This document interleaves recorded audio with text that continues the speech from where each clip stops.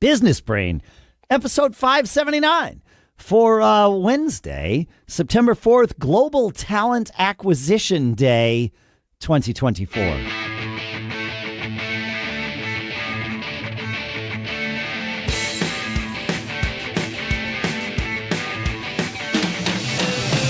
Greetings, folks, and welcome to Business Brain, the show where we take an idea or three, we dissect it, we crunch it, we use it, we morph it so that we can each use it to tune our business brains every single time we get together.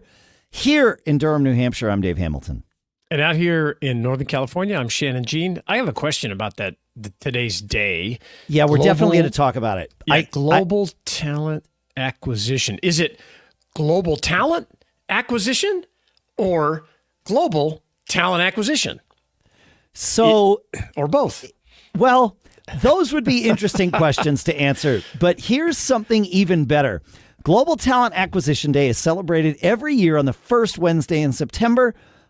This international holiday was introduced in 2018 by KRT Marketing, a talent acquisition agency offering its services to companies worldwide. They created their own day. Why can't we do that?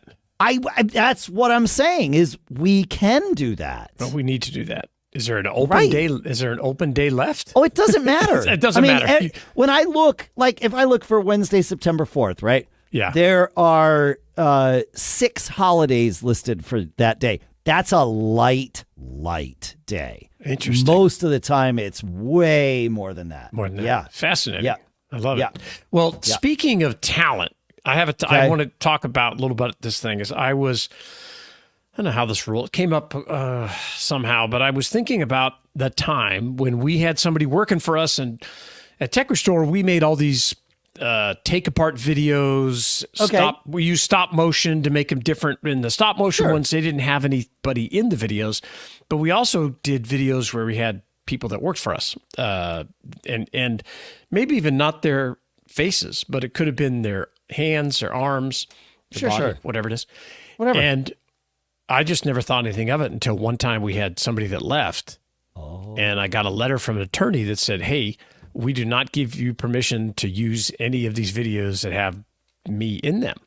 Oh, wow. And these videos had millions of views and link backs and all this kind of stuff. So we had to go wipe those videos out because we didn't have this person's permission. Yeah. So the next thing we introduced to our onboarding packet was a model release form. Yes. And so I posted up on X. You can go read about it at Shannon Jean. I put a template up there this morning. Have your employees or contractors sign a model release form giving you permission to feature their images, their hand, even if it's not their face, their hands, because I guess, there's hand models. I guess that's right. So even if it's not their face, their hand or any part of their body counts as a likeness. So. Yeah, a likeness. And so the model release form gets their permission so that you can do all this stuff and you can film around your building and make a video and all the things that you want to do on social, on your website, all that stuff. And if somebody doesn't want to sign it, it's totally cool. Don't make a big deal of it. Just say, hey, no problem. We just won't feature that person. And, maybe they have to wear a special vest. Maybe they're in the witness protection program. Yeah, you don't know. You don't know. Yeah. You don't know. So, but you could have a list depending how many employees you have. But if you have 30 or 40 or under 50 employees, which are kind of my businesses that we grew, it's pretty easy to know, okay, we can film in here now. Oh, hey, let's wait until do this.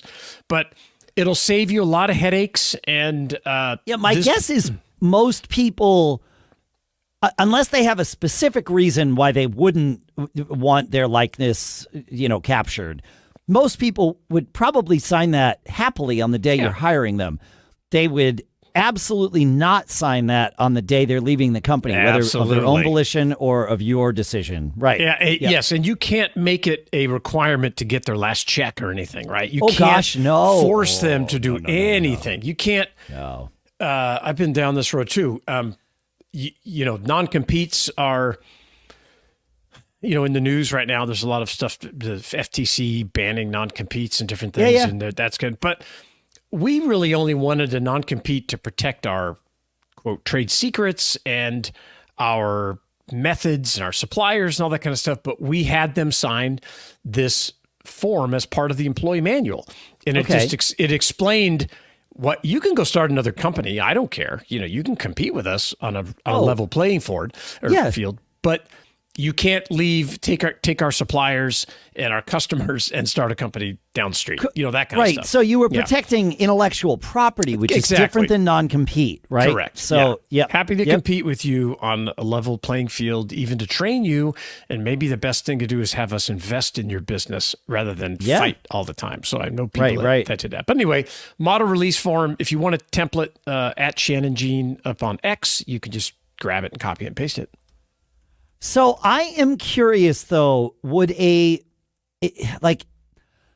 you hire someone, you are hiring them to do work for you. Yes. Could you have fought this if the attorney came to you and said, look, we didn't give you permission to use, so-and-so didn't give you permission to use their likeness. Okay, great. Fine. So Timmy never said you could use my likeness. However, Timmy got paid to create those videos. So therefore, Timmy's likeness was purchased as part of the employment agreement. Maybe. Yeah, could be. And maybe you don't even need a separate agreement. Maybe you just need a few paragraphs like in your employee manual or whatever you help onboard or something. I would check with your attorney because I think every state is probably different as well. It's just one of those little things that... ChatGPT says this would be a gray area. The person's likeness. But if their job is, if one of their primary responsibilities is creating videos for your company, then it's pretty clear. But if they're like in our case, they were just a technician and we're filming in the tech lab and we're showing this and that and that. I just like to. I never did for 10, 15 years. And then I got this letter. I was like, oh, that's silly. So there's one more paragraph or two paragraphs I got to add to this event to CYA. But if you know more about this, feedback at businessbrain.show. Come up and tell us, or you can message us on X, DM. BizBrain Show is our handle up there. And let us know what you think or what we got wrong or right about it. We'd like to know. Yeah. Before I go into this next thing, Shannon, I have to ask you, are there wind chimes near where you're recording right now? And it's so weird because they've been there for years. Interesting. And this is the first time I've noticed it. Yeah. I don't know if the listeners can hear it, but it's kind of a soothing. It's actually, I'm inside. Obviously, they're outside. And that's interesting. Audio compression makes them slightly... It moves them from being soothing to being slightly distracting, annoying. but it's okay. Yeah, it's fine. Okay, that's funny. See, you never asked if it was okay. If you had these, you just did it, and now you're getting forgiveness. Yeah, that's my whole. I mentioned this topic to you before we started today. I said, hey, we should talk about the power of asking forgiveness, not permission. And your response was, oh, story of my life. and I think that I would say story of my life as well. And once you learn, and I want to break this down a little bit, but once you learn that you don't need anybody's permission, that you can just go. And yes, there are repercussions, positive and negative, but getting that framework in your head, it's kind of like that $1,000 switch I talk about a lot. When you make your first $1,000 and you're like, oh wow, I don't need anybody to pay me. I can, pay myself. The ask forgiveness, not permission framework, it just kind of lets you power forward and take action without being concerned that you didn't ask a person, you didn't ask the government, you didn't ask a local whatever. Because I hate that stuff. I'm happy to come back and say, oh, okay, now that we're doing this thing, I guess we need some sort of license. Model release form. I don't know. But to do all that work before is, it's soul sucking and it takes the joy out of the 0 to 1 experience where you're just starting something out. I agree with that. It takes the joy out of it. It takes all those things. It also, you will never be able to think of all of the things that you would need to get started. Yeah. And that would be a great way to procrastinate. Paralyze. To paralyze yourself before starting a business. Like, well, we don't even know what licenses we need. So the first thing we need to do is research all our, no.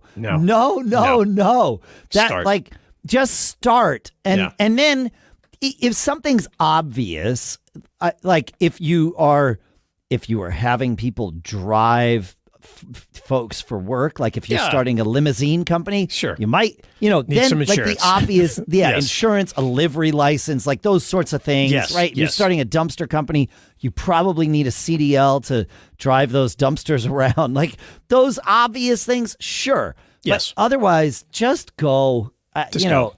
Yeah. Just go. Figure it out. Yep. And if you're... Figure it out as you go. Figure it out as you go. Yeah. Don't choose to never figure it out, but choose to figure it out as you go. That's right. And I see a lot of, and I talk to these people, some of them I coach, a lot of very smart people, like super bright, way smarter than I am.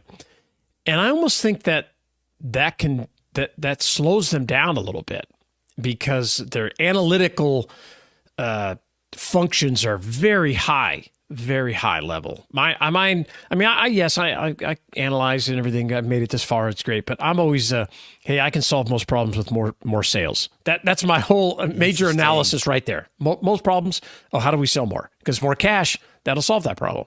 But I've seen, this year especially, that really intelligent people tend to drop these, what I would consider barriers in front of them, because obviously it makes sense to have these, all this stuff, these ducks in a row. But if you really analyze it too much, maybe you wouldn't even do it.